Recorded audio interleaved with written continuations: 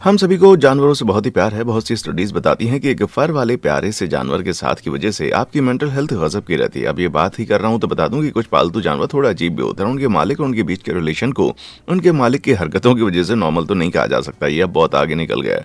तो आज हम मिलेंगे कुछ अजीब और गरीब जानवर और उनसे भी अजीब उनके मालिकों से। जैसे कि एक मुर्गी जिसे पाला तो मीट के लिए गया था, पर अब उसे लगता है कि वो एक कुत्ता है। और एक औरत जिसके पास 28,000 बिल्लियां और कुछ ऐसे भी मालिक जो अपने प्यारे पालतू जानवर के पास चले जाने के बाद भी उन्हें अलविदा नहीं कहना चाहते हैं। तो अपनी कुर्सी की पेटियां बांध लीजिए, तैयार हो जाइए मेरे साथ इस उथल पुथल भरी सफारी के लिए।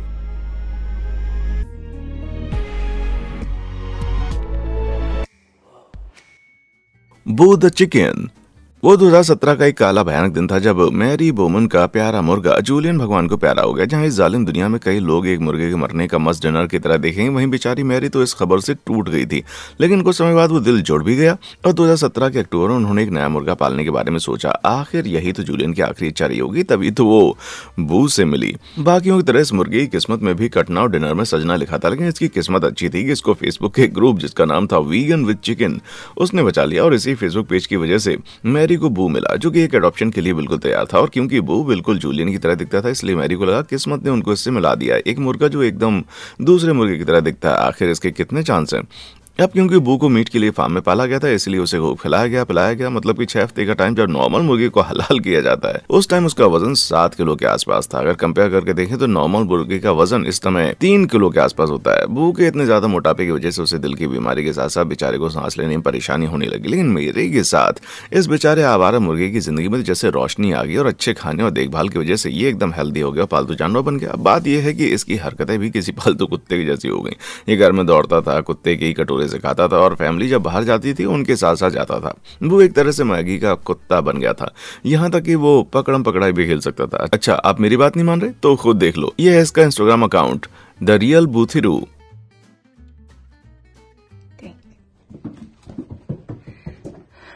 ठीक है, माना कि ये पकड़ने में अभी बहुत ट्रेन नहीं है, लेकिन इसके पास समय भी थोड़ा कम था ना।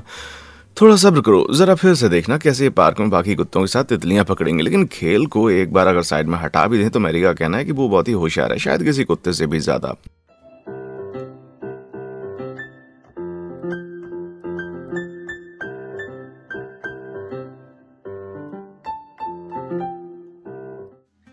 फिर चाहे बात हो किसी प्रोफेशनल की तरह पियानो बजाने की या सेक्रेटरी का काम करने की, और फैशन के मामले में तो उसका कोई जवाब ही नहीं है, वो भी इसके एक्सक्लूसिव अल्ट्रा चिक पूप बैग के साथ। तो अब ये जाहिर है कि ये मुर्गा अपनी तरह के कई और दूसरे पक्षियों से बहुत ज्यादा अलग है। लेकिन क्या हम सभी मुर्गों को चैलेंज कर रहे हैं? वो एकदम कुत्तों जैसी हरकतें करता है और कई रिसर्च में पाया गया है कि मुर्गों और कुत्तों का दिमाग लगभग बराबर होता है। अब इस बात पर शायद ही कोई रिसर्च होगी। क्या किसी मुर्गे के लिए खुद को कुत्ता या किसी और जानवर को मानना मुमकिन है? लेकिन यूके के बायोटेक्निकल और बायोलॉजिकल साइंस रिसर्च काउंसिल ने यह बात कही है कि मुर्गे दूसरों के दुख में दुखी होते हैं।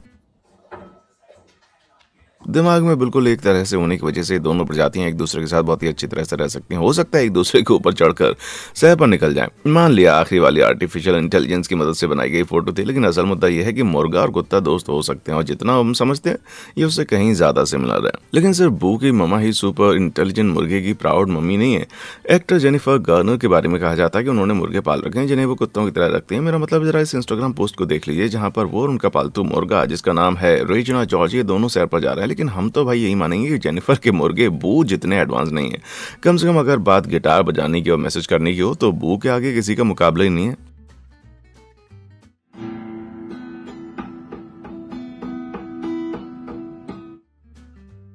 वाह, एकदम अरिजीत सिंह है ना, मजा आ गया।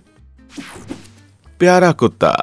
आगे बढ़ते हैं उन जानवरों की तरफ जिनके मालिक सबसे ज्यादा अजीब होते हैं। रिपोर्ट्स बताती हैं कि अमेरिका में 95% जानवरों के मालिक अपने जानवरों के फैमिली मेंबर मानते हैं। तो जब भगवान के पास जाते हैं तो बड़ी मुश्किल होती है। लेकिन कुछ अपने पालतू जानवर के मरने के दुख को अलग तरह से सेलिब्रेट करते हैं।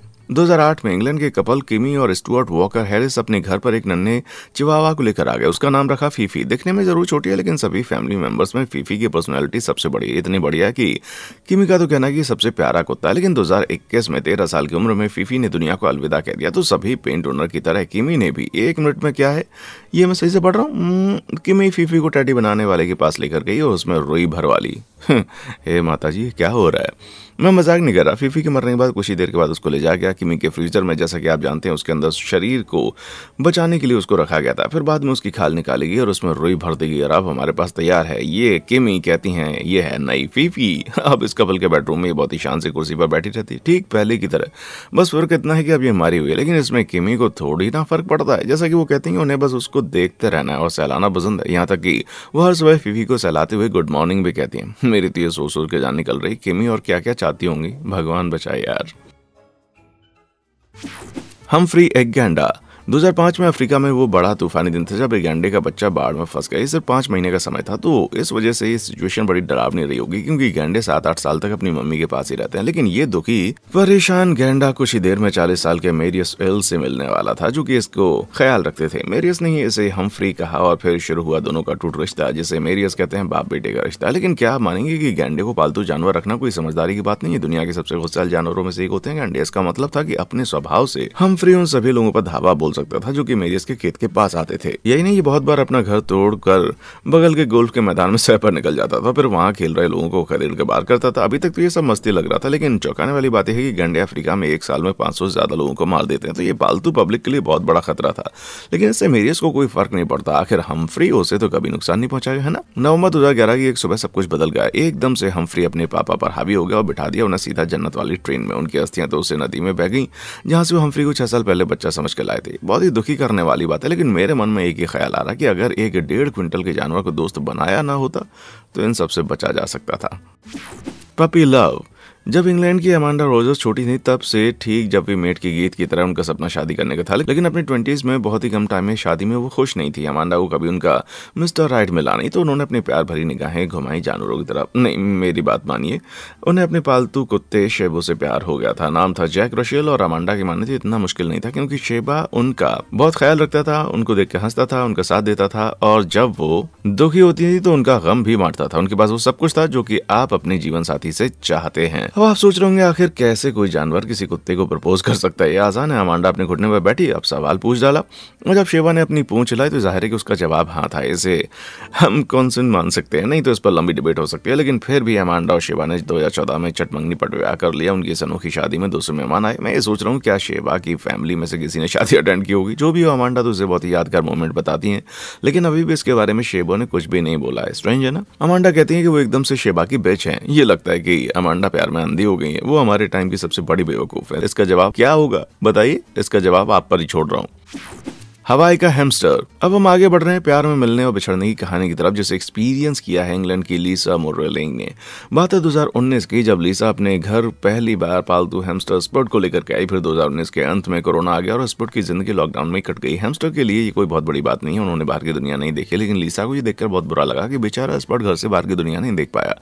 तो उन्होंने फेमस जगहों की कॉपी बनानी शुरू कर दी, जैसे लंदन, पेरिस और हॉगवर्ट्स। तो ऐसे ही स्पॉट के घर आराम से पूरी दुनिया देख सकता था, लेकिन उसकी सबसे फेवरेट जगह थी यार, मुझे तो इस लॉकडाउन की छुट्टी से बड़ी जलन हो रही है यार। लेकिन 2022 के मार्च में स्पॉट ने 3 साल की उम्र में दुनिया को अलविदा कह दिया। हैमस्टर की तो इतनी उम्र होती है। लीसा बड़ी दुखी हुई। उनका तो ये तक कहना था कि उनके बेड से उठने का इकलौता कारण स्पॉट ही था, मगर वो जानती थी कि अब एक ही काम करने को रह गया है, हवाई। अब स्पॉट अस्थियां बन चुका था, तो लीसा ने $4000 की हवाई ट्रिप की, जहां पर वो स्पॉट की खुशबू हवा में फैलाती रही। इसके आगे मेरे डैड के हैमस्टर के लिए मैंने जो पॉप्सिकल ग्रेवस्टोन बनाया था ना, वो तो कुछ भी नहीं है मेरे भाई। अमीर पिल्ला। आजकल जब बात आती है अपने पिल्लों को पैम्पर करने की, तो लोग भावनाओं में बह जाते हैं। फिर बात उनकी ग्रूमिंग की या कपड़ों की, कुत्तों के लिए कुछ भी बहुत बड़ी बात नहीं होती, लेकिन ये अगले मालिक तो इस चीज को अलग ही लेवल पर ले गए। 2021 में कनाडा के शेफ सेन मैकडोनल्ड एक प्योर लेब्राडोर पपी से मिले, जिसका नाम इन्होंने रखा हेजलनट। कुकिंग के लिए पैशन और हेजलनट के लिए प्यार की वजह से सैन ने सोचा कि क्यों ना दोनों को मिला दिया जाए। नहीं, हेजलनट को पकाना नहीं है, बल्कि हेजलनट के लिए 5 स्टार खाना बनाना है। और जरा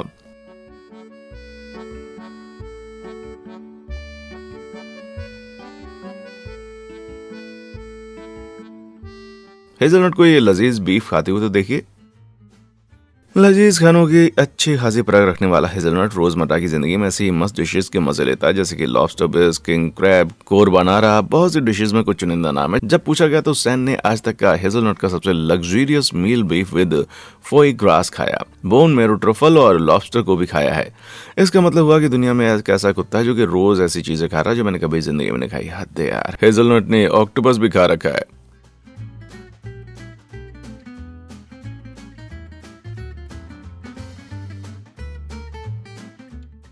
मतलब अगर मैं डॉगी होता तो मुझे भी खाने को मिलता क्या? हाँ। Crazy rat lady. हम में ज्यादातर अगर अपने घर में चूहा देख लें तो पूरा घर सर पर उठा लेंगे। जाहिर है बहुत से लोग चूहे पालते हैं, लेकिन एक औरत ने तो हद ही कर दी, 50 चूहों की सेना पाल रखी है। 2018 में कैलिफोर्निया की 51 साल की मिशेल रेम्बो अपने लिए 4 पालतू चूहे लेकर के आई, 2 नंगे चूहे और एक एल्विस, और 2 हुडी वाले चूहे लूसी और एथल। लेकिन मिशेल के लिए 4 चूहे काफी नहीं थे, तो आगे आने वाले 4 सालों में वो 46 चूहे और ले आई, जिन्हें वो खुलेआम खुद के पास घर में घूमने देती हैं। अब जरा नजर डालिए।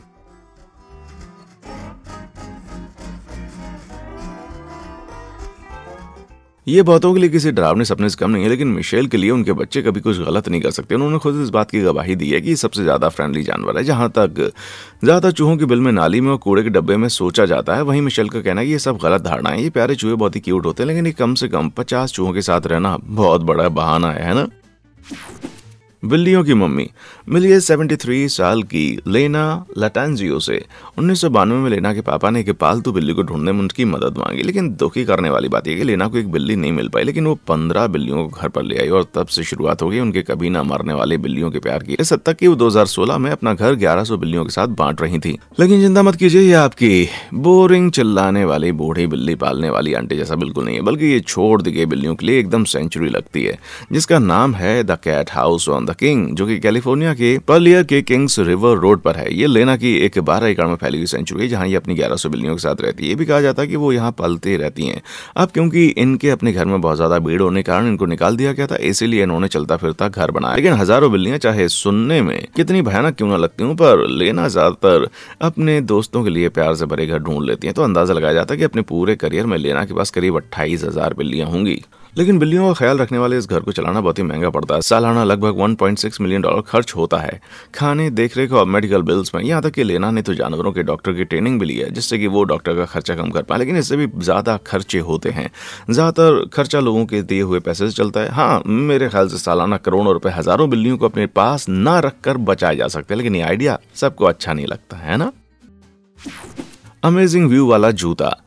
ठीक है, आ जाओ सारे बच्चों, मेरे पास आ जाओ। मेरे पास तुम्हें बताने के लिए कहानी है। ये कहानी है जाबा एक मेंढक की। एक बार की बात है 2019 में एक औरत जिसका नाम था सीटा होड, उन्हें अपने घर के छज्जे पर एक हरा मेहमान मिला, लेकिन जमीन पर पाया जाने वाला नहीं बल्कि पानी में पाया जाने वाला। सीटा अपने इस पानी में रहने वाले दोस्त को अपने पास रखना चाहती थी। उन्होंने इसको रहने के लिए एक जूता दे दिया। सिर्फ इतना ही नहीं, इन्होंने मेढक को एक नाम भी दिया। अब ये जाबा एक मेढक है।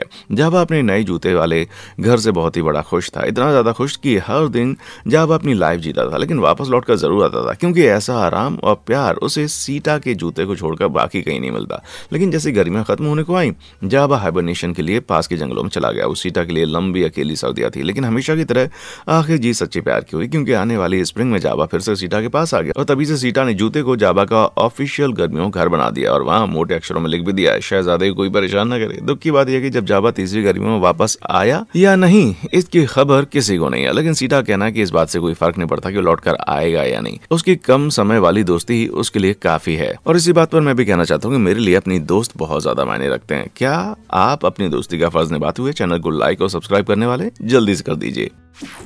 Dead dog check. अब तक हम बहुत ही अजीब पेट ऑनर को देख चुके हैं, जो कि अपने पेट के मर जाने पर बहुत ही अजीब और गरीब चीजें कर चुके हैं। और इसी तरह से ये अगली कहानी भी है। 2008 में ब्रेथ और ब्रायन विल्स, जो कि इंग्लैंड के एक रिटायर्ड कपल थे, उन्होंने अपने प्यारे मरे हुए कुत्ते के साथ कुछ करने के लिए न्यूज में अपनी जगह बना ली। मालूम पड़ता उन्होंने उनके स्वेटर बना लिए। जी हाँ, ये एक पहले स्वीडिश लाफंड हुआ करता था, जिसका नाम पैनी और उस सफेद समोयड का नाम था कारा। दोनों का ही स्वेटर में बदलकर नाम अमर कर दिया गया। ये सुनने भले कितना अजीब लग रहा हो, लेकिन मेरा भरोसा कीजिए, ये स्वेटर स्वेटर बेथ और ब्रायन नहीं पहनते थे। आखिर ये उनके प्यारे पालतू जानवर की स्किन से बने हुए थे। वो करते ये थे कि अपने कुत्ते के फर निकालते थे और फिर उसको ऊन बना देते थे, जिसका यूज स्वेटर बनाने में वो काम करते थे। लेकिन फिर भी मैं तो यही कहूँगा, दोनों बेथ और ब्रायन थोड़े अजीब थे। जो भी हो, वो अपने बनाए हुए स्वेटर में बड़े खुश हैं और दावा करते हैं कि ये बहुत ही गर्म और वाटर प्रूफ भी है। जी हाँ, अगर आपने इसे पहना और बरसात में गलती से भीग भी गए तो कोई बड़ी बात नहीं, बस कुत्ते की तरह अपनी बॉडी को शेक कीजिए, सब बढ़िया हो जाएगा। Lady Gaga famous singer, film star, fashion icon, इन्हें तो पूरी दुनिया जानती है। रुक जाइए, ये लोग मुझसे कह रहे हैं कि हम उस लेडी गागा की बात नहीं कर रहे हैं। ठीक है, शुरुआत से शुरू करते हैं। ओह, लेडी गागा चिकन। जी हाँ, लेडी गागा सिर्फ सिंगर नहीं है बल्कि एक मुर्गी भी है जिसकी मालकिन है शेरोन फॉक्स। असली लेडी गागा की बहुत बड़ी फैन होने के कारण शेरोन ने अपनी मुर्गी का नाम लेडी गागा रख दिया और वो यूज कपड़े भी उतनी अतरंगी किस्म के पहनती है। बहुत बार ऐसा भी होता है कि वो उन कपड़ों के साथ ट्विनिंग भी कर लेती है। मजा आ गया लेडीज। और सिर्फ इनका दिखना और नाम ही नहीं है जो कि असली गागा से मिलता है, बल्कि छोटी मुर्गी के पास सेम वही ड्रीम गर्ल वाला एटीट्यूड भी है जिसका कोई जवाब नहीं। ठीक स्टार गागा की तरह ये भी जब रास्ते पर निकलती हैं तो लोगों को गर्दन घुमाकर देखने पर मजबूर कर देती है। मेरा मतलब है, क्या सिर्फ एक मुर्गी को रास्ते पर चलते देखते रहना काफी नहीं है आपको चौंकाने के लिए? ये लो, इसने ड्रेस और पहन लिया अब। लेकिन यही तो एक स्टार की जिंदगी है। फोटोशूट से लेकर फंक्शन अटेंड करने तक एक जानवर के लिए once in a lifetime experience है, जहां पर पेट ऑनर्स अपने पेट्स का होना सेलिब्रेट करते हैं। लेडी गागा एक बिजी मुर्गी है और हाँ, वो एक म्यूजिशियन भी है।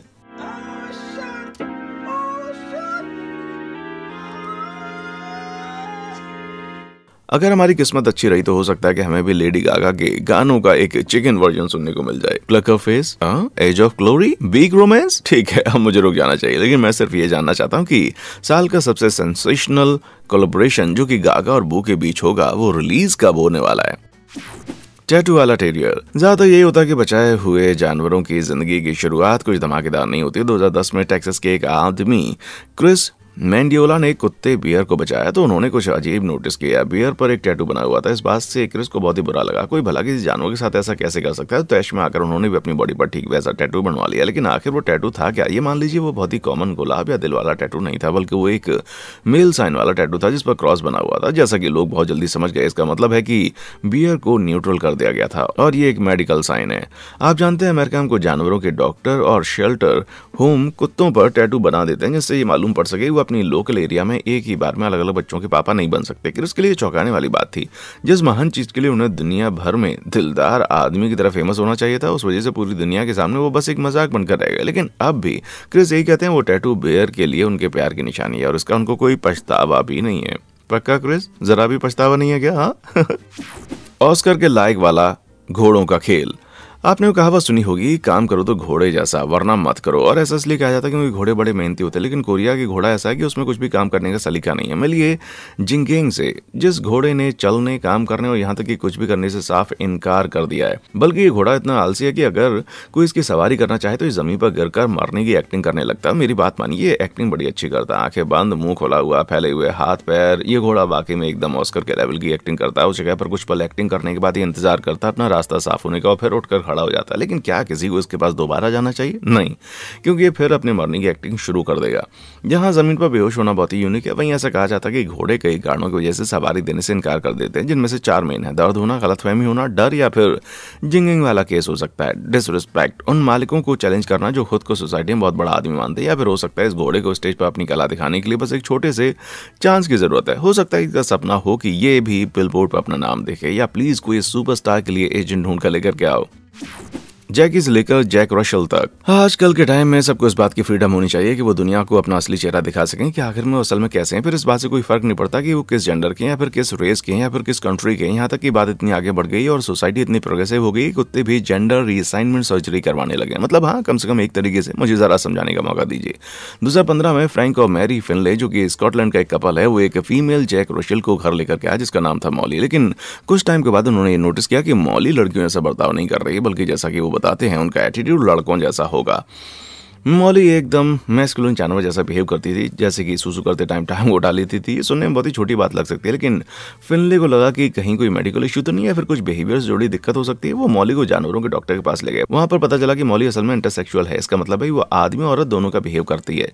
मॉली के केस में अलग में वो दिखती है एकदम औरत जैसी, लेकिन उसने अपने बगल में कैसे बताऊं, मतलब कुछ चबाने वाले खिलौने रखे हुए थे। आगे आप खुद ही समझदार हैं।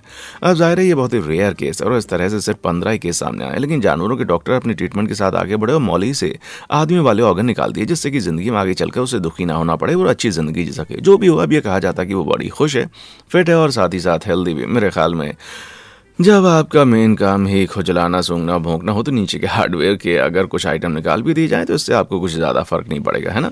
और इसी बेहद अजीब कहानी के साथ आता है हमारे इस वीडियो का अंत। लेकिन आप मुझे ये ज़रूर बताएं कि इन सभी कहानियों में से आपको सबसे ज़्यादा किसने चौंकाया। मुझे कमेंट सेक्शन में आकर बताएं। और हाँ, देखने के लिए शुक्रिया।